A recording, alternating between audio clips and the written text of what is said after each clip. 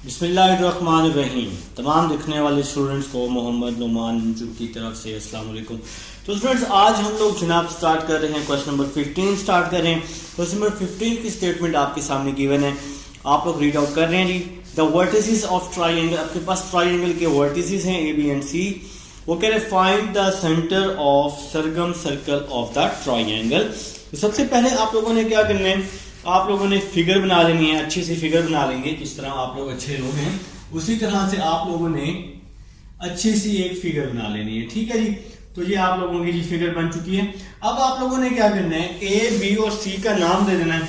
आप लोग A B और सी कहीं भी सपोज कर सकते हैं। तो मैं यहाँ पे ए कर रहा हूँ, यहाँ पे बी कर रहा हूँ और यहाँ पे सी पॉइंट सपोज कर लेता हूँ।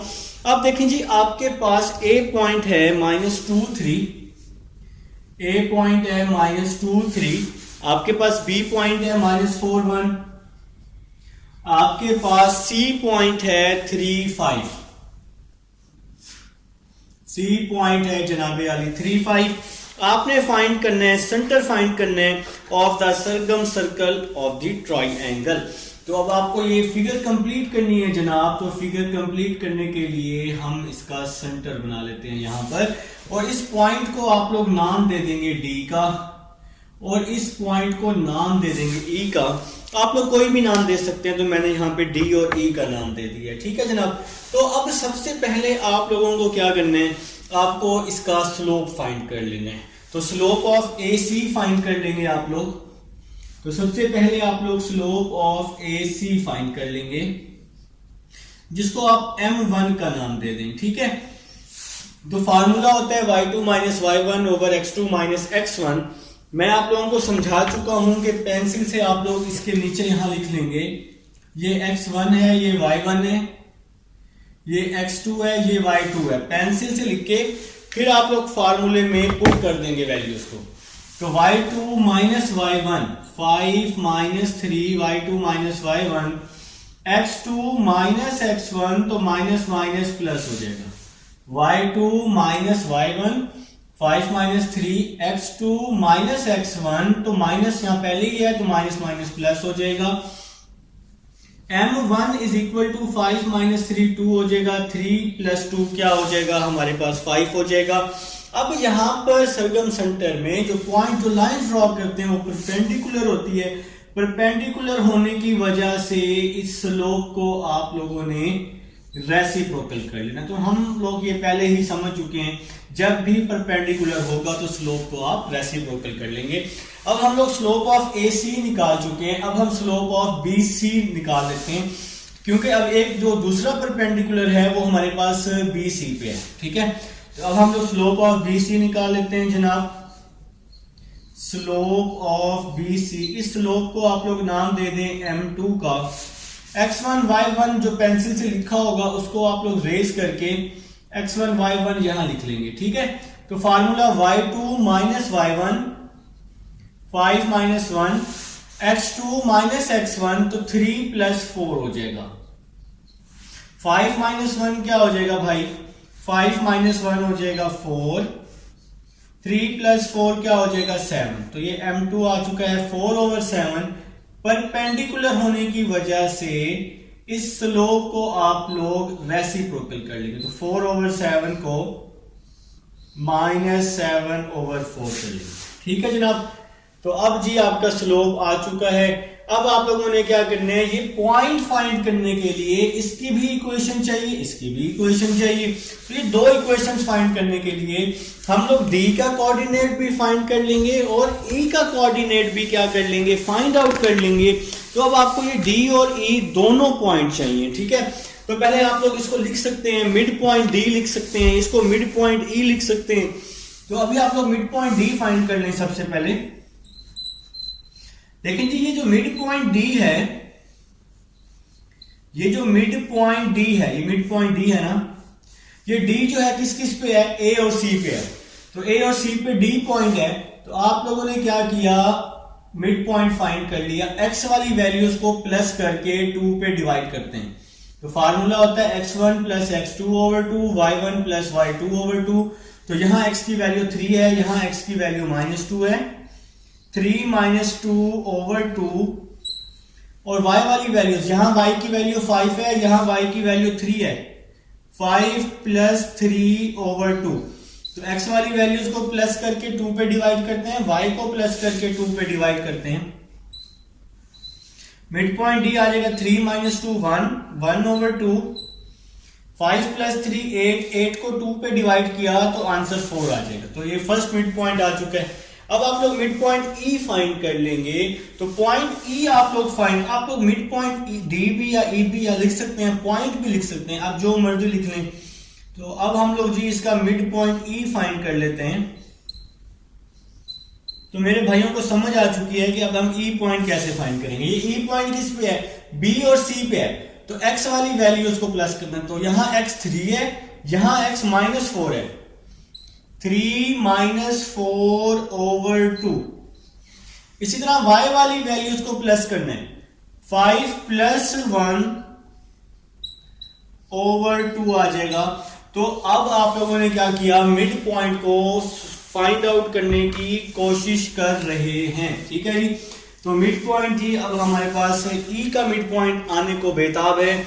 तो E का जो पॉइंट आ रहा है हमारे पास 3 माइनस 4 माइनस 1 आ रहा है, तो -1/2।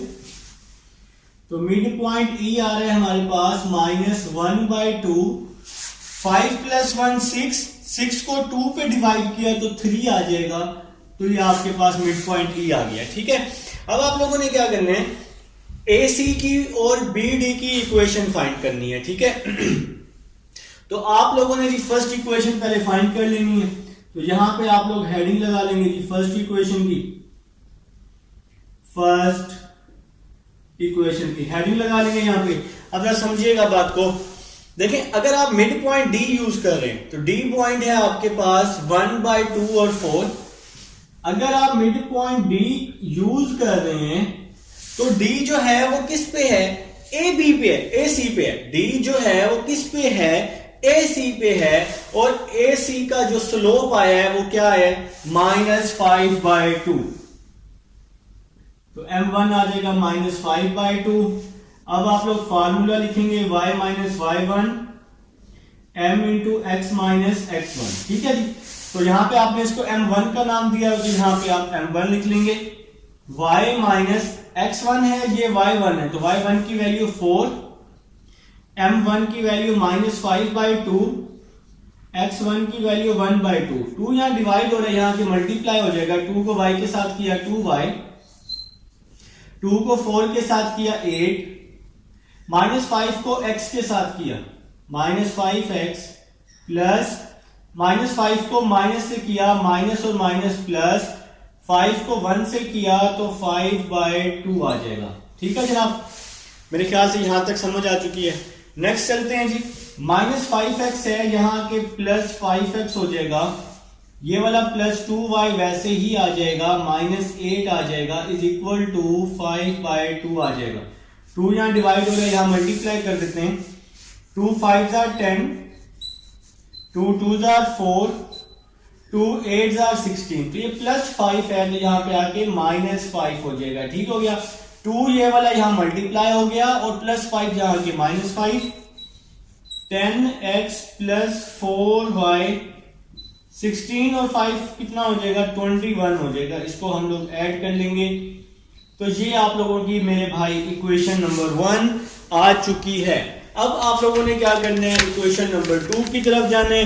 अब आप लोगों ने E पॉइंट ले लेना है, और जो E पॉइंट आएगा वो आपका, अभी हम देखते हैं जी आप लोगों का E पॉइंट क्या आ रहा है जनाब। देखें जी, जरा बात को समझिएगा, बात को क्या समझना है आप लोगों ने। अब E पॉइंट लेना है, देखिए पहले D लिया ना, अब E पॉइंट लेना है सेकंड इक्वेशन के लिए। यहां पे आप लोग हेडिंग लगा लेंगे सेकंड इक्वेशन की। ठीक है, सेकंड इक्वेशन की हेडिंग लगाई। सेकंड इक्वेशन के लिए E पॉइंट आपने फाइंड किया, mid point E। E point क्या आया था, मिड पॉइंट E क्या आया था, -1/2 और 3 आया था। अगर आप पॉइंट ले रहे हैं -1/2 और 3 ले रहे हैं, तो E पॉइंट किस पे है, BC पे है। E पॉइंट BC पे है ना, और BC का स्लोप क्या आया था, -7/4 आया था। तो इसका स्लोप क्या आया था, -7/4 आया था। तो फार्मूला लिख लेंगे, y minus y1 m into x minus x1 लिख लेंगे। ठीक है जी। अब आप लोग इसमें वैल्यूज को पुट कर देंगे तो y1 की क्या वैल्यू है 3, y1 की वैल्यू 3, m की क्या वैल्यू है -7/4, x1 की वैल्यू है 1/2। देखो यार यहाँ पे -1/2 था तो ये माइनस और ये माइनस क्या हो जाएगा, प्लस हो जाएगा। ये पहला पॉइंट x1 होता है, दूसरा पॉइंट क्या होता है y1 होता है। अब हम लोग इसको सिंप्लीफाई कर लेते हैं ताकि हम लोग अपने किसी न किसी रिजल्ट तक पहुंच सके। देखिए जी 4 यहाँ पे डिवाइड हो रहा है तो इसके साथ आके 4 मल्टीप्लाई हो जाएगा तो आपके पास आ जाएगा 4y minus 12, 4y minus 12 is equal to 4 को y के साथ किया 4y, 4 को 3 के साथ किया 12 -7 2x प्लस 1/2 आ जाएगा। तो यहां पे हमने इसका एलसीएम ले लिया है, नीचे वाली वैल्यूज को मल्टीप्लाई करके बाकी वैल्यूज को क्रॉस मल्टीप्लाई करते हैं। तो यहाँ पे आप लोग चाहते तो यहाँ भी एलसीएम ले सकते थे, ठीक है, कोई मसले वाली बात नहीं है। नेक्स्ट करते हैं मेरे भाई, 2 यहाँ डिवाइड हो रहा है तो ये वाला 2 यहाँ इसके साथ आगे क्या हो जाएगा, मल्टीप्लाई हो जाएगा। तो 2 को 4 से मल्टीप्लाई किया 8y, 2 को 12 से किया 24, -7 को 2x से किया -14x, -7 को 1 से किया -14, यहाँ पे आके +14 प्लस 8y -24 -7 यहाँ आके +7 हो जाएगा। 14x प्लस 8y -24 प्लस 7 क्या हो जाएगा, 17 होता है। तो यहाँ -17 आ जाएगा is equal to 0। Equation number 2 बन जाएगी। अब आप लोगों ने पॉइंट फाइंड कर लेना है इक्वेशन 1 और 2 से, फ्रॉम इक्वेशन 1 एंड 2। तो इक्वेशन 1 जो है वो आपके पास आई है, आपके सामने मौजूद है। Equation number 1 10x plus 4y, 10x plus 4y minus 21 is equal to 0। 10x plus 4y minus 21 is equal to 0। ये इक्वेशन नंबर 1 है। और इक्वेशन नंबर 2 जी, ये इक्वेशन नंबर 2 है, 14x plus 8y minus 17 is equal to 0 आ जाएगा। तो यहां पे आप लोग x लिख लें, x वाला कॉलम छोड़ देंगे, x वाला कॉलम छोड़ देंगे तो क्या बचेगा, 4 माइनस 21, 8 माइनस 17। इसके बाद भाई आप लोग माइनस y ले लेंगे, y वाला कॉलम छोड़ देंगे तो क्या बचेगा, 10 माइनस 21, 14 माइनस 17 बचेगा। इसी तरह से आप लोगों ने जो भी इस 4.4 में पॉइंट निकाला है इसी मेथड से निकाला है। अब आप लोग जी लास्ट में 1 ले लेंगे, 1 वाला जी कांस्टेंट वाला कॉलम छोड़ देंगे तो क्या बच जाएगा, 10 4 14 8, 10 4 14 8। आपको 2 मिनट दे रहा हूं, उसको जल्दी से सॉल्व कर लें, शाबाश। जल्दी से सॉल्व कर लेंगे तो फिर आपका काम आसान होगा। नहीं सॉल्व करना, चलो मैं कर देता हूँ, ठीक है। अब आप लोग इसको क्या कर दो, क्रॉस मल्टीप्लाई कर दो, ठीक है भाई। आप लोग बहुत जीनियस लोग हो, आप लोग मुझे पता कर चुके हो। एक्स ओवर कैलकुलेटर कहाँ है जी, 4 को 17 से मल्टीप्लाई कर देंगे तो 4 मल्टीप्लाई बाई 17 -68 प्लस माइनस और माइनस प्लस होगा, सेंटर में माइनस आता है, 21 के साथ पहले ही माइनस मौजूद है, 8 1 8 8 2 16 तो 168 हो जाएगा। माइनस y ओवर -170 हो जाएगा, 10 को 17 के साथ, 14 को 21 के साथ, प्लस 14 मल्टीप्लाई बाय 21 तो 294 हो जाएगा, 294 1 ओवर 10 8 80, 4 को 14 से मल्टीप्लाई करते हैं तो 56 आ जाएगा जनाब, ठीक है जी। तो यहाँ पे आ जाएगा जी x ओवर -68 प्लस 168 तो 100 आ जाएगा, x over 100 minus y over 294 minus 197 तो इसका जो आंसर आ रहा है वो 124 आ रहा है जी। इसका आंसर 124। 80 माइनस 56 का क्या आंसर आ रहा है, 24 आ रहा है जी। आई थिंक 24 आ रहा है 80 माइनस 56 का आंसर। तो 24 आ चुका है। अब इस x को भी कांस्टेंट के इक्वल कर लेंगे और y को भी कांस्टेंट के इक्वल कर लेंगे। तो x वाली वैल्यू को कांस्टेंट के इक्वल किया, x ओवर 100 1 ओवर 24, y वाली वैल्यू को भी कांस्टेंट के इक्वल कर लिया तो 1 ओवर 24 आ जाएगा। ठीक है जनाब। अब आप लोगों ने क्या करना है, x और y की वैल्यू को फाइंड आउट करना है और क्या करना है, तो x और y की वैल्यू को फाइंड आउट करने के लिए ये सारा काम चल रहा है जनाब। ठीक है जी। तो ये 100 यहाँ मल्टीप्लाई डिवाइड हो रहा है तो यहाँ के मल्टीप्लाई हो जाएगा। तो आपके पास क्या आ जाएगा, x is equal to 100 by 24। इसी तरह ये 124 यहाँ के मल्टीप्लाई हो जाएगा 124 ओवर 24, माइनस भी साथ में आ जाएगा। अब आप लोग इसकी कटिंग कर देंगे 100 डिवाइडेड बाय 24 तो आ जाएगा 25 बाय 6। तो इसकी कटिंग करके आ रहा है जी 25 बाय 6 आ रहा है। अपने अपने साइंटिफिक कैलकुलेटर पे आप लिखेंगे 100 डिवाइडेड बाय 24 तो आंसर आ जाएगा 25 बाय 6। और दूसरा जो आंसर है भाई उसको भी डिवाइड करके देखते हैं, 124 डिवाइडेड बाय 24 तो वो आ रहा है जी 31 बाय 6 जी। तो इसकी कटिंग होके आ रहा है 31 बाय 6 आ रहा है। तो भाई आप लोग अपने अपने कैलकुलेटर पे लिख लेंगे। ठीक है जी। तो आपके पास जो पॉइंट आ चुका है, x का आंसर आ चुका है 25 बाय 6 और y का आंसर -31 बाय 6। तो ये पॉइंट आपका सरगम सेंटर है जी। तो ये अब आपके पास था जी, क्वेश्चन नंबर 15 था। उम्मीद है जी आप लोगों को समझ आई होगी, स्क्रीनशॉट आप लोगों ने ले लिया होगा वीडियो को रोक के। तो अब मैं चलता हूं जी नेक्स्ट क्वेश्चन नंबर 16 की तरफ। क्वेश्चन नंबर 16 17 इंतहा के आसान क्वेश्चन है, कुछ उसमें इतना खास नहीं है और उसके चांसेस बोर्ड में आने के बहुत कम होते हैं। क्वेश्चन नंबर 16 17 में आप लोगों को मैंने अभी बताना है ना, आप लोगों ने उसको उल्टे हाथ से कर लेना, मुझे पता है आप लोग बाएं हाथ से उस क्वेश्चन को करोगे अभी बैठ कर। अभी इतना जबरदस्त क्वेश्चन है क्वेश्चन नंबर 16 और 17, बच्चों वाला क्वेश्चन है। तो आप लोग अभी उसको फौरन से उसको 1 सेकंड में अटेम्प्ट कर लोगे। ठीक है। देखो भाई क्वेश्चन नंबर 16 है, वो कह रहे हैं आपके पास कुछ इक्वेशंस गिवन है, इसको सबसे पहले आप लोग मैट्रिक्स फॉर्म में चेंज कर लें। देखें जी आपके पास जो इक्वेशंस हैं वो हैं part number 1 x plus 3y minus 2, x plus 3y minus 2 is equal to 0। इसके बाद है 2x minus y plus 4 minus y plus 4 is equal to 0, ये सेकेंड इक्वेशन है। और इसके बाद थर्ड इक्वेशन है x minus 11y plus 14 is equal to 0। तो ये आपके पास जनाब थर्ड इक्वेशन है। तो सबसे पहले वो कह रहे हैं कि आपने उसको मैट्रिक्स फॉर्म में चेंज करना है। तो भाई सबसे पहले इसकी ख्वाहिश को पूरा करो। तो इसकी ख्वाहिश है कि आप इसको मैट्रिक्स में चेंज करके दे दो। तो मैट्रिक्स में चेंज करना आप लोगों को आता है। देखें कैसे चेंज करते हैं, x के साथ 1 है, y के साथ क्या है 3, फिर -2। नीचे वाली इक्वेशन को देखो, x के साथ 2 है, y के साथ -1 है और ये 4 है जी। ठीक हो गया। फिर नीचे थर्ड इक्वेशन, x के साथ 1 है, y के साथ -11 है और 14 आ गया जी। अब इस पूरी इक्वेशन में आपके पास 3 चीजें हैं, एक है x, दूसरा है y और तीसरा है कांस्टेंट वैल्यू। तो फिर यहाँ पे क्या आ जाएगा x, y और कांस्टेंट वैल्यू, x, y और आप लोग यहाँ 1 यूज करेंगे कांस्टेंट की जगह।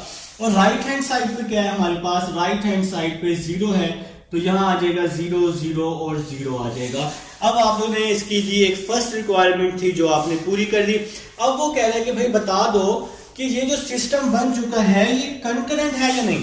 अब आप लोगों ने क्या करना है, इसका डिटर्मिनेंट लेना है। डिटर्मिनेंट लेने के बाद आप लोगों ने क्या करना है, चेक करना है, अगर आंसर 0 आ गया तो ये कंकरेंट होगा, अगर 0 ना आया तो कंकरेंट नहीं होगा। ठीक है। तो हम लोग कंसीडर कर लेते हैं, ये मैट्रिक्स कंसीडर कर लेते हैं, 1 3 -2 2 -1 4 1 -11 14।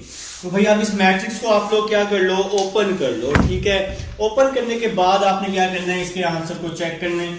तो सबसे पहले फर्स्ट वैल्यू ले लें 1, तो 1 लिया। वन का कॉलम भी छोड़ दिया, वन की रो भी, -1 4 11 14 आ जाएगा। तो ये काम तो आप लोग फटाफट कर लोगे ना, फर्स्ट ईयर में अच्छे से पढ़ा हुआ है आपने। पहले प्लस होता है फिर माइनस होता है जी। 3 वाला कॉलम भी छोड़ दिया, 3 वाली रो भी छोड़ दी, 2 4 1 14 आ जाएगा, 2 4 1 14 आ जाएगा। फिर नेक्स्ट वैल्यू है जी -2 है, -2 वाला कॉलम भी छोड़ दिया, रो भी छोड़ दी, 2 -1 1 -11, 2 -1 1 -11 आ जाएगा। अब नेक्स्ट चलते हैं, इसको क्रॉस मल्टीप्लाई कर देते हैं, इसको इसके साथ, -1 को 14 के साथ, -14। देखिए यहाँ माइनस है, सेंटर में माइनस आता होता है, तो माइनस और माइनस प्लस हो जाएगा। 11 को 4 से किया तो 44 आ जाएगा, -3, इसको भी क्रॉस मल्टीप्लाई कर रहे हैं, 2 को 14 के साथ 28, 4 को 1 के साथ 4, फिर -2 आ जाएगा, 2 को -11 के साथ -22 प्लस 1 आ जाएगा। सेंटर में माइनस आता होता है, माइनस और माइनस प्लस हो जाएगा। अब जी जनाबे वाली नेक्स्ट चलते हैं, यहाँ पे आ जाएगा 30 आ जाएगा, 30 -3 28 -4 क्या होता है 24 होता है, -2 -22 प्लस 1 क्या होता है -21 होता है जनाब। ठीक है जी। अब आप इसको मल्टीप्लाई करें, 1 को 30 के साथ 30, 3 को 24 के साथ 72 आ जाएगा, 2 को 21 के साथ 42 आ जाएगा। देखें जी 30 प्लस 42 72, 72 माइनस 72, तो क्या आंसर हो गया 0 हो गया। ये तो प्रूव हो गया। तो लिखेंगे इसके नीचे so the lines are concurrent. अगर इसका आंसर 0 ना आता तो फिर इसका आंसर क्या होता, फिर इसका होता the given lines are not concurrent. तो गिवन लाइंस कंकरेंट नहीं है। और इसका ये फर्स्ट पार्ट था जनाब। आपके पास क्वेश्चन नंबर 16 का एक और पार्ट मैं आप लोगों को करके दिखा देता हूं, आप लोग भी क्या याद करेंगे। तो एक और पार्ट भी कर लेते हैं, तो वो हमारे पास सेकंड पार्ट कर लेते हैं। 2x plus 3y plus 4, 2x plus 3y plus 4 is equal to 0। ये फर्स्ट लाइन है आपके पास। सेकंड लाइन है x minus 2y minus 3, x minus 2y minus 3 is equal to 0। और थर्ड लाइन है 3x plus y minus 8, 3x plus y minus 8 is equal to 0। तो आप लोगों ने वही सेम काम करना है। सबसे पहले इसको आप लोगों ने मैट्रिक्स फॉर्म में चेंज कर लेने। मैं आपको मैट्रिक्स फॉर्म का तरीका बता चुका हूं। तो भाई देखें x के साथ 2 है, 2 लिख दिया, y के साथ 3 और ये 4 आ गई। ये फर्स्ट लाइन आ गई। फिर सेकंड लाइन x के साथ 1 है, y के साथ -2 है, फिर -3 आ गया। थर्ड लाइन x के साथ 3 है, y के साथ 1 है, -8 आ जाएगा। यहां पे आ जाएगा 0 0 0 0 0 आएगा, बिल्कुल नहीं आएगा, ये तो राइट हैंड साइड है अल्लाह के बंदो। तो x y और कांस्टेंट वैल्यू आ जाएगी, x y और कांस्टेंट वैल्यू आ जाएगी। और राइट हैंड साइड है ये 0 0 और 0। ठीक हो गया मेरे भाई। अब आप लोगों ने क्या करना है, एक सिंपल सा काम करना है, इसको कंकरेंट प्रूव कर लेना है। तो कंकरेंट के लिए आप लोगों ने ये वाली जो आपके पास मैट्रिक्स है इसको आप लोग कंसीडर कर लेंगे। तो भाई इस मैट्रिक्स को हमने कंसीडर कर लिया, 2 3 4 1 -2 -3 3 1 -8। तो वही काम करना है जो पहले कर चुके हैं। फर्स्ट वैल्यू लेंगे 2 ले लेंगे, 2 का कॉलम भी छोड़ देंगे, 2 की रो भी छोड़ देंगे, -2 -3 1 -8 आ जाएगा। सेकंड वैल्यू है जी -3, तो इसका 3 का कॉलम भी छोड़ देंगे, 3 की रो भी छोड़ देंगे, 1 -3 3 और -8 आ जाएगा। ठीक है जी। अब लास्ट वैल्यू +4 ले लेते हैं, 4 का कॉलम भी छोड़ देंगे, 4 की रो भी छोड़ देंगे, 1 -2 3 1 आ जाएगा, 1 -2 3 1 आ जाएगा। अब हम इसको क्रॉस मल्टीप्लाई कर लेते हैं, 2 को -8 के साथ 16, 1 को -3 के साथ तो +3 हो जाएगा। इसी तरह 1 को -8 के साथ -8, 3 को 3 के साथ तो क्या हो जाएगा जनाब 9 हो जाएगा। इसी तरह +4, 1 को 1 के साथ, 3 को 2 के साथ, 1 को 1 के साथ और 3 को 2 के साथ। 16 + 3 क्या होता है? 19 होता है। 19 को 2 से मल्टीप्लाई किया तो 38 आ जाएगा। 16 + 3 19, 2 are 38। -8 + 9 1 होता है।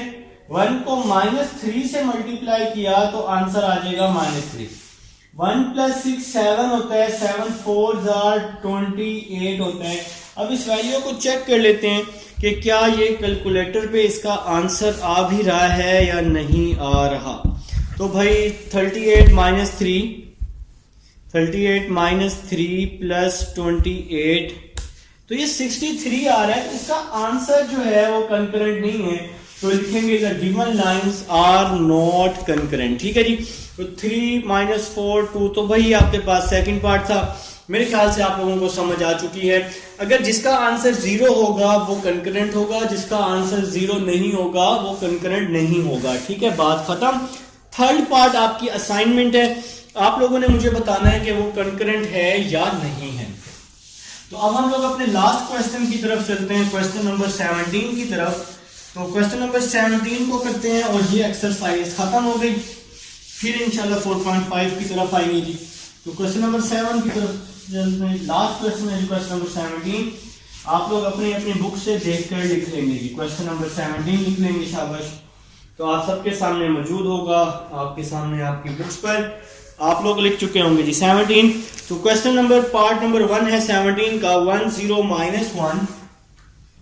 17 का पार्ट नंबर 1 है जनाबे अली 1 0 - 1, फिर है 2 0 1, 1 0 - 1, 2 0 1, और फिर क्या है मेरे भाई 0 - 1 2, 0 - 1 2। इसके बाद यहां पे है जी x y और 1, और इसके बाद यहां पे है हमारे पास 0 0 और 0, 0 0 और 0 है हमारे पास। वो हमें कह रहे हैं कि आप लोगों ने क्या करना है, आप लोगों ने जादू नहीं करना, कुछ नहीं करना।